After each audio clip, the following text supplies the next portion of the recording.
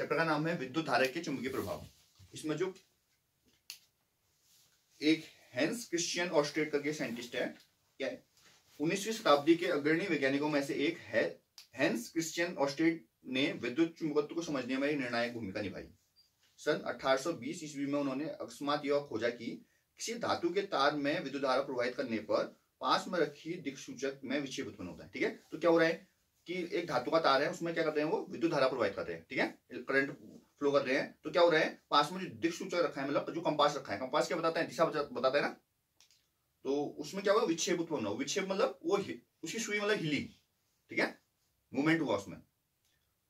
अपने प्रेक्षणों के आधार पर ऑस्ट्रेट ने यह प्रमाणित किया कि विद्युत तथा चुंबकत्व परस्पर संबंधित परिघटनाएं है ना। उससे उनको क्या पता चला कि जो विद्युत है और जो चुंबकत्व है, दोनों के दोनों क्या है, एक दूसरे से संबंधित है।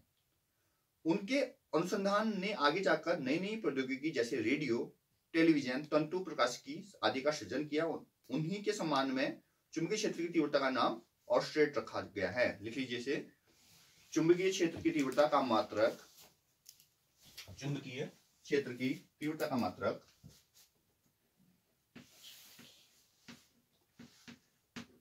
ऑस्ट्रेट।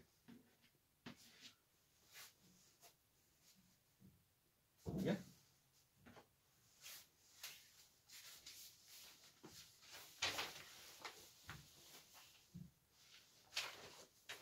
अब है चुंबकीय क्षेत्र और क्षेत्र रेखाएं। ठीक है, किसी क्षण चुंबक के निकट लाने पर दिक्सूचक की सुई विक्षेपित हो जाती है। ठीक है, अगर हम ना क्षण चुंबक के पास में क्या ले जाएं, किसी दिक्सूचक को ले जाएं, मतलब किसी कंपास को ले जाएं, तो क्या होगा, सुई क्या होगी, विक्षेपित होगी। सुई मतलब हिलेगी। क्लियर है। वास्तव में दिक्सूचक की सुई एक छोटा क्षण चुंबक ही होता है। दिक्सूचक की सुई क्या होती है, दिक्सूचक बोले तो कंपास की बात कर रहा है। ठीक है, इस सुई क्या होती है, छोटा सा क्षण चुंबक होता है, चुंबक के टाइप की चीजें होती है बोल रहे हैं। किसी चुंबक दिक्सूचक की सुई के दोनों सिरे लगभग उत्तर और दक्षिण दिशाओं की ओर संकेत करते हैं। ठीक है, एक दिशा क्या करेगा, सुई होगी उसकी, एक तो उत्तर की दिशा शो करेगी, एक दूसरी दक्षिण की। उत्तर दिशा की ओर संकेत करने वाली सिरे को उत्तरोमुखी ध्रुव अथवा उत्तर ध्रुव कहेंगे। ठीक है, जो उत्तर की तरफ है उसे उत्तरोमुखी ध्रुव या उत्तर ध्रुव कहेंगे। जो दूसरी सिरा जो दक्षिण की ओर संकेत करता है उसे क्या बोलेंगे, दक्षिणोमुखी ध्रुव या दक्षिण ध्रुव।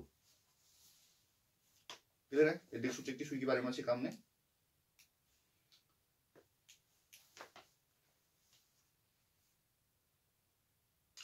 किसी चुंबक के चारों ओर का वह क्षेत्र जिसमें उसके बल का संसूचन किया जा सके, उस चुंबक का चुंबकीय क्षेत्र कहलाता है। ठीक है, चुंबकीय क्षेत्र किसे बोलेंगे, बोलेगा तो क्या बोलोगे, किसी चुंबक के चारों ओर का वह क्षेत्र जिसमें उसके बल का संसूचन किया जाता है। ठीक है, क्या कहलाएगा, चुंबकीय क्षेत्र कहलाएगा। ठीक है, जहां पर मतलब उसका चुंबकीय क्षेत्र मतलब शो होगा अपने को, वह रेखाएं जिसके अनुदेश लौह चुंबकीय स्वयं संरेखित होती हैं, चुंबकीय क्षेत्र का निरूपण करती हैं।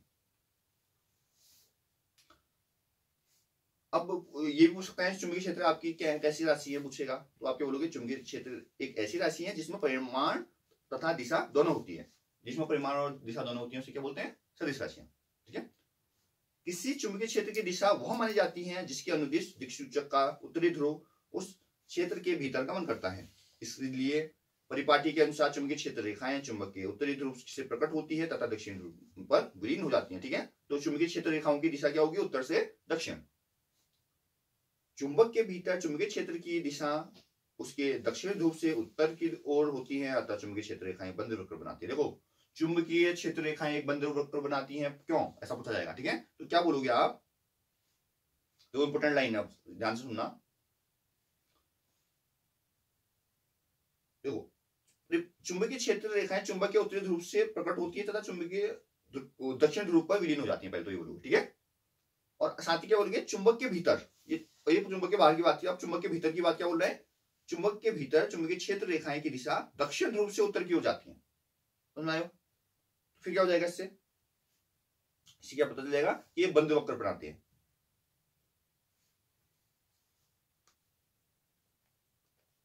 दक्षिण से जाएगा उत्तर की ओर, कब, चुंबक के भीतर, तो बंद वक्र नहीं हो जाएगा, क्लोज हो जाएगा ना।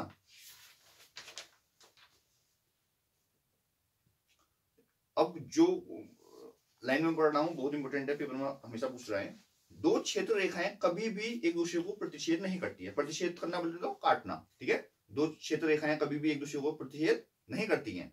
यदि वे ऐसा करें तो इसका यह अर्थ होता है कि प्रतिच्छेद बिंदु पर दिक्सूचक को रखने पर उसमें सुई को दो दिशाओं को शो करना पड़ेगा, संकेत करना पड़ेगा, जो कि असंभव है, ठीक है। तो एक बिंदु पर दो दिशाएं नहीं हो सकती भाई, क्लियर है। एक बिंदु पर दो दिशाएं शो नहीं हो सकती है, इसलिए मतलब चुंबकीय क्षेत्र रेखाएं क्या करती है, एक दूसरे को प्रतिच्छेद नहीं करती है। दोबारा समझा रहा हूं, दो क्षेत्र रेखाएं कभी भी एक दूसरे को प्रतिच्छेद नहीं करती। यदि वे ऐसा करें, यदि प्रतिच्छेद करेंगे तो क्या होगा, तो इसका अर्थ यह होता है कि प्रतिच्छेद बिंदु पर जहां पर प्रतिच्छेद होगा, जहां पर कटेगा, वहां पर दिक्सूचक सूची को रखने पर, मतलब जहां पर अगर तुम कंपास को रखोगे तो उसकी सुई दो दिशाओं की ओर संकेत करेगी, जो कि असंभव है, क्लियर है। देखो ये मान लो, क्लियर है। अब इसकी डायरेक्शन यहां से यहां को हो रही है। अब अगर ये इसको काट दिया तो सामने ये यहां से यहां को हो रही है, तो यहां पर अगर रखेंगे तो दो दिशाएं दिखानी चाहिए ना उसने, क्लियर है। जो कि पॉसिबल ही नहीं है, दो दिशाएं कहां हो सकती है, ये कॉन्सेप्ट है, क्लियर है।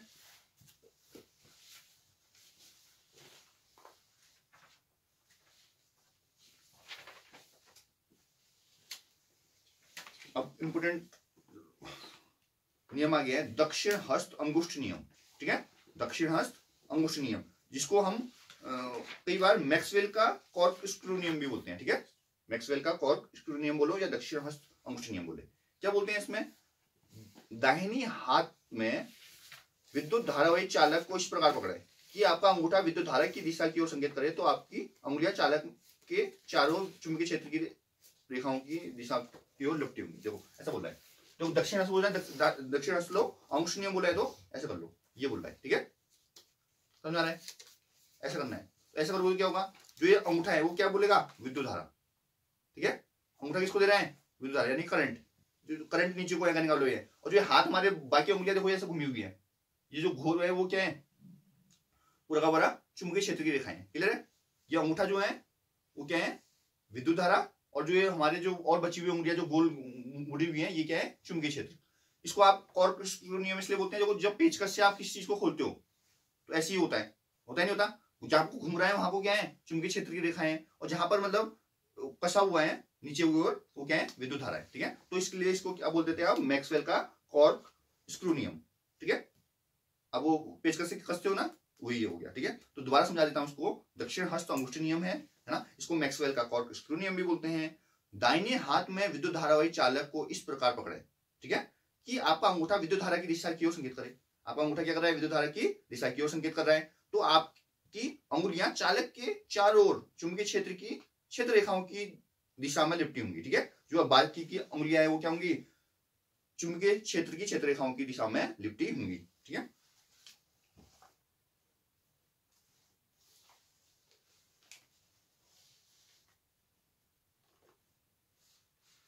किसी विद्युत धारावाही चालक के कारण उत्पन्न चुंबकीय क्षेत्र उसकी दूरी के व्युत्क्रम पर निर्भर करता है, ठीक है।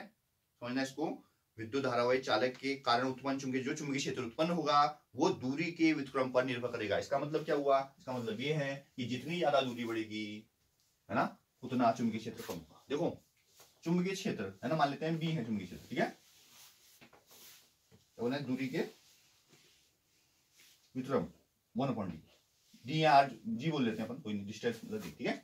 इसका मतलब क्या हुआ, जितना ज्यादा दूरी बढ़ेगी, डी का मान जितना ज्यादा होगा, डी का मान उतना कम नहीं हो जाएगा, हर में जितना ज्यादा उतना छोटा संख्या। जैसे कि मान लेते 1/1 बड़ा है या 1/5 बड़ा है, ये बड़ा है, ऐसे बोलेंगे, बोलेंगे नहीं बोलेंगे, तो हर में जितनी छोटी संख्या उतनी बड़ी, हर में बड़ी हो गया, तो मैं बोला दूरी जो हर में है वो बढ़ा रहा हूं मैं, तो चुंबकीय क्षेत्र क्या हो जाएगा, कम हो जाएगा, होगा नहीं होगा, तो ये बोल रहा है नियम। किसी विद्युत धारावाही चालक के कारण उत्पन्न चुंबकीय क्षेत्र ये है ना, उसके दूरी के व्युत्क्रम पर निर्भर करता है। दूरी के व्युत्क्रम, दूरी जितनी ज्यादा उतना चुंबकीय क्षेत्र कम। सोचो ना, देखो ऐसे सोचो, मान लेते हैं ये कोई चुंबक है, ठीक है, यहां पर मतलब वो चुंबकीय रेखाएं आ रही हैं ऐसे करके, बंद वक्र बना रही है ना वो, तो अब सोचो ये दूरी कम है, ये दूरी कम है, देखो तो चुंबकीय क्षेत्र ज्यादा होगा। अब सोचो यहां पर कहीं हो रहा है, दूरी बहुत ज्यादा हो गई, चुंबकीय क्षेत्र मतलब मे भी हो ही ना, और होगा भी तो बहुत ही कम होगा। क्लियर है? इस मैग्नेट का इफेक्ट वहां कम पड़ेगा ना, इस चुंबक का प्रभाव जितनी दूरी बढ़ेगी उतना कम हो जाएगा। सोचते हो ना, चुंबक को ले जाते हो किसी लोहे की चीज में, जितना पास ले जाते हो उतनी ज्यादा जल्दी चिपकता है। अब लोहा तुमने जमीन में रखा है और मैग्नेट को इतना ऊपर कर रखा है तुमने, तो चिपकेगा, बिल्कुल चिपकेगा। या तो बहुत प्रबल मैग्नेट होना चाहिए तो होगा। तो दूरी जितना बड़ा होगा उतना कम इफेक्ट होगा उसका पड़ेगा। और बिल्कुल बगल में ले जाओ, बिल्कुल एकदम चिपकता है, होता ही नहीं होता। तो ये बात बोल रहा हूं। तो चुंबकीय क्षेत्र जो होता है वो दूरी के वितरण पर निर्भर करता है। इसी प्रकार किसी विद्युत धारावाही पास के प्रत्येक बिंदु पर उसके चारों ओर उत्पन्न चुंबकीय क्षेत्र को निरूपित करने वाले संकेतित वृत्तों का साइज तार की दूरी पर निरंतर बड़ा होता जाता है। ठीक है, जैसे दूर होगा वैसे वैसे बड़ा होता जाएगा, वृत्त बनेंगे। इस वृत्तों के चाप सरल रेखाओं जैसे प्रतीत होते हैं। विद्युत धारावाही तार के प्रत्येक बिंदु से उत्पन्न चुंबकीय क्षेत्र रेखाएं पास के केंद्र पर सरल रेखा जैसी प्रतीत होती हैं।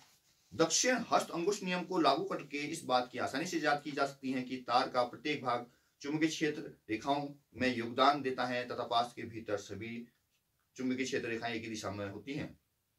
किसी विद्युत धारावाही तार के कारण किसी दिए गए बिंदु पर उत्पन्न चुंबकीय क्षेत्र प्रवाहित विद्युत धारा पर अनुलोमतः निर्भर करता है। इंपोर्टेंट लाइन आ गई है। यदि हमारे पास n फेरों की कोई कुंडली हो तो उत्पन्न चुंबकीय क्षेत्र परिमाण में एकल फेरे द्वारा उत्पन्न चुंबकीय क्षेत्र की तुलना में n गुना अधिक प्रबल होगा। दोबारा बोल रहा हूं, यदि हमारे पास n फेरों की, फेरे वो क्या होते हैं पहले समझना। ठीक है, फेरे बोले तो जितने जितने ये हो रहे हैं ये फेरे हो गए। ठीक है, n फेरों की कोई कुंडली हो तो उत्पन्न चुंबकीय क्षेत्र परिमाण में एकल फेरे द्वारा उत्पन्न चुंबकीय क्षेत्र की तुलना में n गुना अधिक प्रबल होगा। कहने का मतलब यह है जितने फेरे बढ़ेंगे उतने ही चुंबकीय क्षेत्र ज्यादा प्रबल हो जाएगा। n फेरे हो गए, ठीक है, तो चुंबकीय क्षेत्र क्या हो गया, n गुना हो गया। जैसे पहले मतलब एक फेरा था, है ना, अब n फेरे कर दिए तो जो एक फेरे का चुंबकीय क्षेत्र था अब n फेरे करने की वजह से वो एक फेरे को अगर n से गुना कर देंगे तो n गुना हो गया। मतलब क्लियर है ना, ये बोल रहा है। प्रत्येक फेरे में विद्युत धारा के प्रवाह की दिशा समान है, अतः विष्टगत फेरों में चुंबकीय क्षेत्र संयोजित हो जाता है। क्यों होता है ऐसा? क्योंकि जो चुंबकीय क्षेत्र होता है वो सारा का सारा जुड़ जाएगा ऐसा करने को हर फेरे के बाद। अब आगे है परिनालिका में प्रवाहित विद्युत धारा के कारण चुंबकीय क्षेत्र।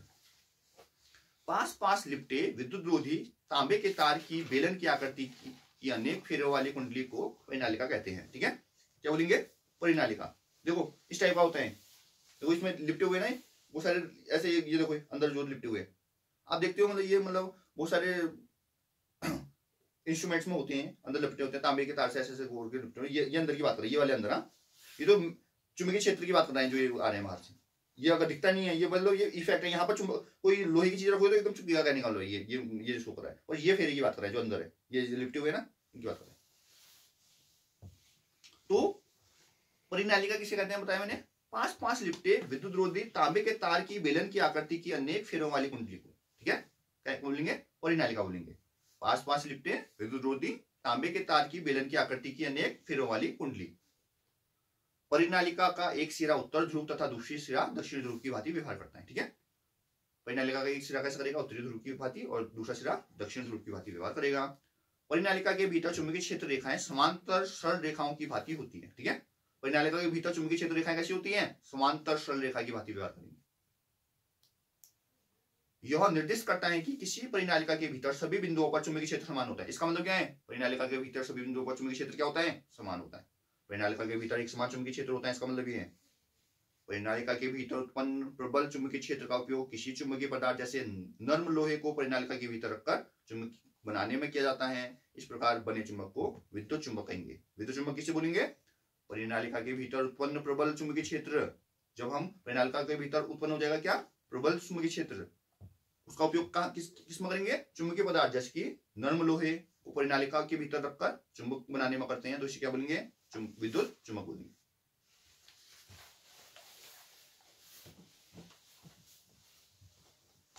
किसी चालक में प्रवाहित विद्युत धारा चुंबकीय क्षेत्र उत्पन्न करती है।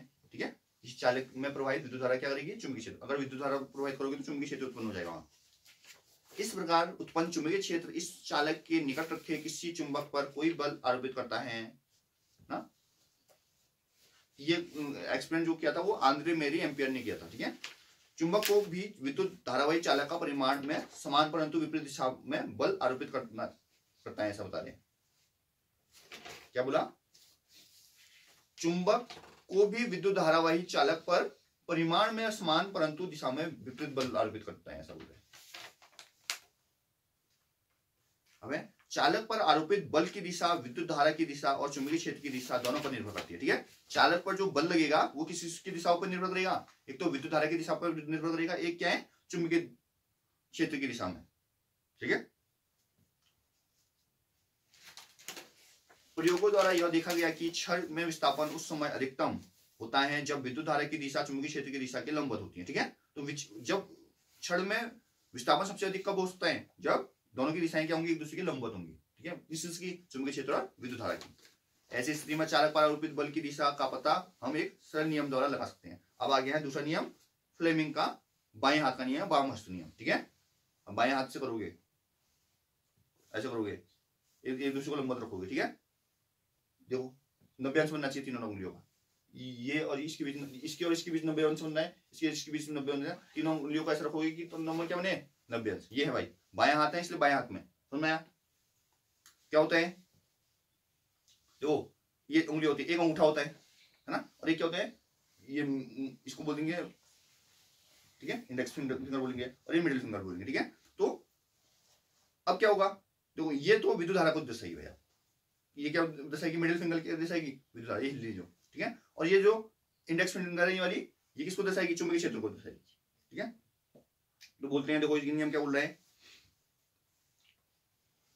इस नियम के अनुसार अपने बाएं हाथ की तर्जनी, मध्यमा तथा अंगूठे, ठीक है। देखो मध्यमा ये हो गई, तर्जनी हो गई और अंगूठा ये हो गया, इस प्रकार फैलाइए कि तीनों एक दूसरे की लंबवत हो। फैला दिया भाई। तो तर्जनी चुंबकीय क्षेत्र की दिशा की ओर, तर्जनी क्या होता है? ये वाला अंगुली, इसको तर्जनी बोलते हैं। ये क्या दर्शाएगी? ये दर्शाएगी चुंबकीय क्षेत्र की दिशा की ओर दर्शाएगी, ठीक है। और मध्यमा जो होती है चालक में प्रवाहित होता है, ये मध्यमा है, मिडिल फिंगर है, इसलिए बोलेंगे चालक में प्रवाहित विद्युत धारा की दिशा, ये विद्युत धारा की दिशा और ये चुंबकीय क्षेत्र। और अब अंगूठे की बात आएगी, तो अंगूठा चालक की गति की दिशा अथवा चालक पर आरोपित बल की दिशा, या गति की दिशा दर्शाएगा या बल की दिशा। क्लियर है? दोबारा बता रहा हूं, देखो ऐसे लंबवत रखा, ये तो विद्युत धारा क्लियर हो गया, ये चुंबकीय क्षेत्र इक्वल हो गया, और ये क्या? चालक की गति या चालक में बल, ठीक है। तो हम क्या बोलेंगे? फ्लेमिंग के बाएं हाथ के नियम के अनुसार यदि हम अपने मध्यमा है ना, तर्जनी और अंगूठे को परस्पर क्या रखा है? लंबवत रखा है, ठीक है। तो जो क्या होती है? तर्जनी होती है वो किसकी दिशा? चुंबकीय क्षेत्र की दिशा को दर्शाएगी, है ना। जो मध्यमा होगी वो किसको दर्शाएगी? विद्युत धारा को। और जो अंगूठा होगा वो गति या बल। क्लियर है? बाएं हाथ की तर्जनी, मध्यमा तथा अंगूठे को इस प्रकार फैलाएं कि ये तीनों एक दूसरे के क्या होंगे? लंबवत होंगे, ठीक है। यदि तर्जनी चुंबकीय क्षेत्र की दिशा की ओर, मध्यमा चालक में प्रवाहित विद्युत धारा की दिशा की ओर संकेत करे, तो अंगूठा चालक की गति की दिशा अथवा चालक पर आरोपित बल की दिशा की ओर संकेत करे। और यहाँ यूज कहाँ होगा इसका? ठीक है, देखो विद्युत मोटर में होगा, विद्युत जनित्र में होगा, ध्वनि विस्तारक यंत्र में होगा, माइक्रोफोन में होगा, विद्युत मापक यंत्र में होगा। ये सारी की सारी युक्तियां क्या हैं? इसमें विद्युत धारावाही चालक तथा चुंबकीय क्षेत्र का उपयोग होता है, ठीक है, इंपोर्टेंट है।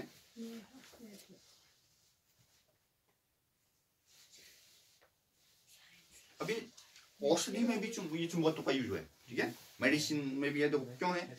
विद्युत धारा सदैव चुंबकीय क्षेत्र उत्पन्न करती है। विद्युत धारा क्या करेगी? चुंबकीय क्षेत्र उत्पन्न करेगी। यहाँ तक कि हमारे शरीर में तंत्रिका कोशिका के अनुदेश गमन करने वाली दुर्बल आयन धाराएं भी चुंबकीय क्षेत्र उत्पन्न करती हैं।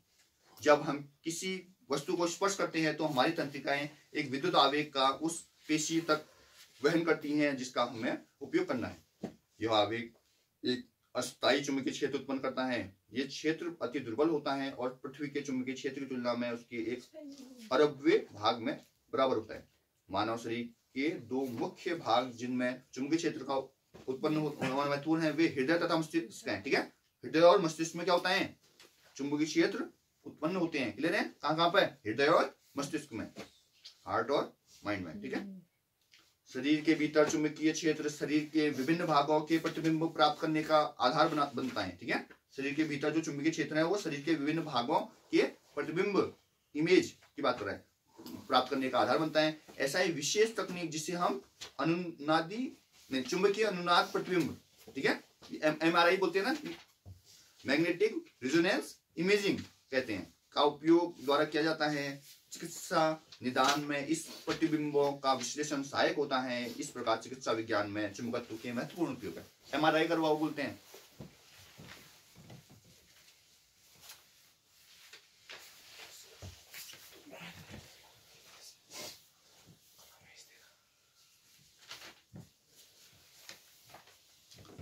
अब है घरेलू परिपथ, ठीक है। बाकी कुछ टॉपिक्स आपके हट चुके हैं ना, नहीं तो विद्युत मोटर था, विद्युत जनित था, विद्युत चुंबकीय प्रेरण था, ये हटे हुए दिख रहे हैं, ठीक है। अब आते हैं घरेलू विद्युत परिपथ। घरेलू विद्युत परिपथ जो भी लाइटिंग है अपने घर की, ठीक है। हम अपने घरों में विद्युत शक्ति की आपूर्ति मुख्यतः तारों, जिसे मेंस भी कहते हैं, से प्राप्त करते हैं, ठीक है, करते हैं, मेंस से प्राप्त होती है। ये मुख्य तार या तो धरती पर लगे विद्युत खंभों के सहारे अथवा भूमिगत केबलों के सहारे हमारे घर तक आते हैं। आते नहीं आते तो बताओ, या हमारे तो खंभों के सहारे आते हैं, कोई मतलब जमीन के अंदर से भी आते हैं, भूमिगत से भी होते हैं, ठीक है। इस आपूर्ति के तारों में से एक तार जिस पर प्रायः लाल विद्युत रोधी आवरण लगा होता है, विद्युतमयी तार अथवा धनात्मक तार कहते हैं, ठीक है। देखो इसमें एक लाल तार होता है, बता रहे हैं, जिसको हम धनात्मक तार बोलेंगे या विद्युतमय तार बोलेंगे, ठीक है, क्लियर है। अन्य तार को जिस पर काला आवरण होता है उदासीन तार कहते हैं या ऋणात्मक तार कहते हैं। एक पर काला रंग का मतलब बाहर से कवर होता है, उसे क्या बोलेंगे, उदासीन या ऋणात्मक तार, क्लियर। एक लाल रंग का होगा जिसे हम धनात्मक बोलेंगे, और एक काले रंग का होगा जिसे हम ऋणात्मक तार बोलेंगे, ठीक है। हमारे देश में इन दोनों तारों के बीच 220 वोल्ट का विभवांतर होता है। कितने वोल्ट का विभवांतर होता है?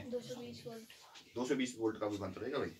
घर में लगे मीटर बोर्ड में ये तारें है ना, मुख्य फ्यूज से होते हुए विद्युत मीटर में प्रवेश करती हैं, ठीक है। जो ये घर के अंदर कैसे प्रवेश करती हैं, ये मीटर बोर्ड में ये तारें मुख्य फ्यूज से होते हुए निकलेंगी, ठीक है। फ्यूज का यूज हमने देखा था, कभी भी क्या होगा, ज्यादा वोल्टेज आ जाएंगी या कहीं इंस्ट्रूमेंट में प्रॉब्लम हो गया तो डाउन हो जाएगा, ठीक है। अगर अंदर आप क्या करोगे भी, दो तारों को एक साथ जोड़ दोगे, ठीक है, तो आपका फ्यूज उड़ जाएगा, क्लियर। तो मतलब इससे क्या होता है, ज्यादा आपका दुर्घटनाएं से बच जाओगे। नहीं उड़ेगा तो क्या होगा, तो दो रो है, अगर तुम्हारे हाथ वहां पर है, मतलब दो तार चुकी है तो तुम्हारे अंदर भी मतलब करंट फ्लो हो जाएगा वहां पे, समझ लो। तो ये अच्छी बात है। इन्हें मुख्य स्विच से होते हुए घर के लाइन तारों में संयोजित किया जाता है। ये तार घर के पृथक पृथक परिपथों में विद्युत आपूर्ति करते हैं। प्रायः घरों में दो पृथक परिपथ होते हैं, एक 15 एम्पियर विद्युत धारा अनुसंधान के लिए उपयोग उच्च शक्ति वाले विद्युत संयंत्रों जैसे गीजर हो गया, कूलर हो गया, है ना, आदि के लिए प्रयोग होता है। इसमें क्या होता है, 15 एम्पियर की करंट रहता है, ठीक है, एक ये वाला। दूसरा क्या होता है, 5 एम्पियर विद्युत धारा अनुमतांक वाला, ठीक है। उसमें क्या होता है, उसमें छोटी चीजें होती हैं, जैसे बल्ब हो गया, पंखे हो गए, ठीक है। ज्यादा वाला 15 एम्पियर वाला गीजर वगैरह में, कूलर वगैरह में, ठीक है, और 5 एम्पियर वाला बल्ब वगैरह में, पंखे वगैरह में, ठीक है। वो संपर्क तार जिस पर प्रायः हरा विद्युत रोधी आवरण। अब तीसरा आ गया, एक लाल आया था जिसे धनात्मक बोले थे, एक काला आया था जिसे हम ऋणात्मक बोलते हैं, अब एक हरा रंग का हो रहा है तीसरा, ठीक है। वो क्या होता है, भू संपर्क क्या होता है, ग्राउंड से जुड़ा होता है, ठीक है। हरा विद्युत रोधी आवरण होता है, घर के निकट भूमि के भीतर बहुत गहराई पर स्थित धातु की प्लेट से संयोजित होता है, ठीक है। उसको वो तार कहां से आता है, जमीन के अंदर में एक धातु को डालते हैं, उसमें ज्वाइंट कर देते हैं उस तार को, ठीक है। इस तार का उपयोग विशेषकर विद्युत इस्त्री, टोस्टर, मेज का पंखा, रेफ्रिजरेटर आदि धातु के आवरण वाले विद्युत संयंत्रों के सुरक्षा के उपाय के रूप में किए जाते हैं, ठीक है। ये सेफ्टी वाला वायर रहता है कि कभी क्या हो जाता है, बहुत ज्यादा मतलब करंट होता है तो वो भूसंपूरित हो जाता है। भूमि पर मतलब बताया जाता है कि भूमि क्या होती है, जमीन जो है वो सारा का सारा विद्युत धारा अवशोषित कर, ऐसा माना जाता है, ठीक है। तो अपना प्रॉब्लम ना ये करके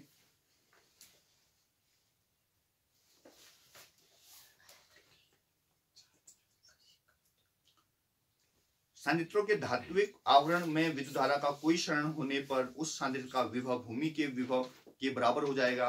फलस्वरूप इस संयंत्र को उपयोग करने वाला व्यक्ति तीव्र विद्युत आघात से बच जाएगा। कहने का मतलब ये है, अगर तुम भू संपर्कित तार यूज करोगे तो कभी बार क्या हो जाता है, विद्युत धारा का मतलब कोई भी मतलब ऐसा होता है कहीं से भी मतलब कट लग जाए उसमें, है ना, जहां पर क्या होगा, करंट आपका वेस्ट हो रहा है कहीं, है ना, तो उससे क्या होगा, आपको भी झटके हो सकते हैं। होगा नहीं होगा, करंट कहीं से फ्लो हो रहा है तो आपको क्या होगा, आपको भी झटके लग सकते हैं। तो अगर जमीन से ग्राउंड किया होगा तो क्या होगा, वो झटके आपके जमीन में मतलब वो हो जाएंगे, ठीक है। आपको झटके ना के बराबर लगेंगे, मतलब उतना इफेक्ट नहीं पड़ेगा इससे।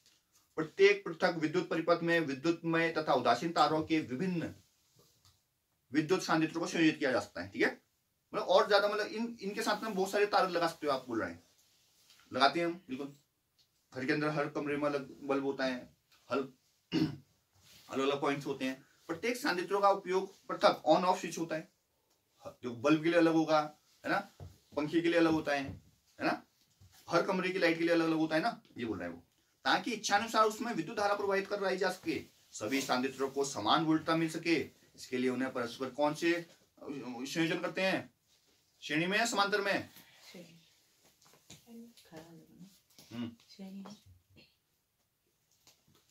सीरीज में, पैरेलल में, इसमें घर में पैरेलल में। ऐसा होता है। हाँ, दीपावली के दिन चलते हैं, होता है।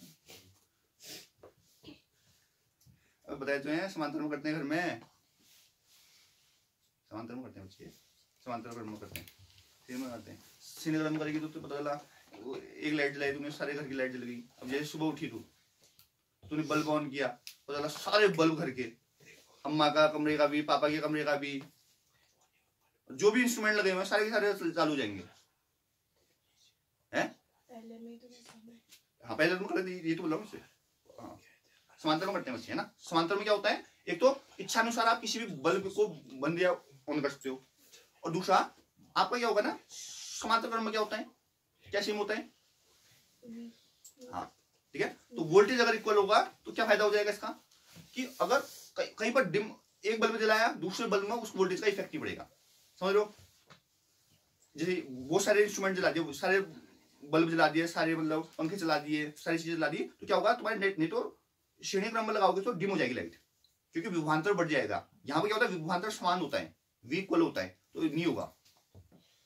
आई बात समझ में? तो करेंगे 5 क्रम, यानी कि समांतर क्रम में हमारी लाइटिंग होती है, ये क्लियर रखना, ठीक है।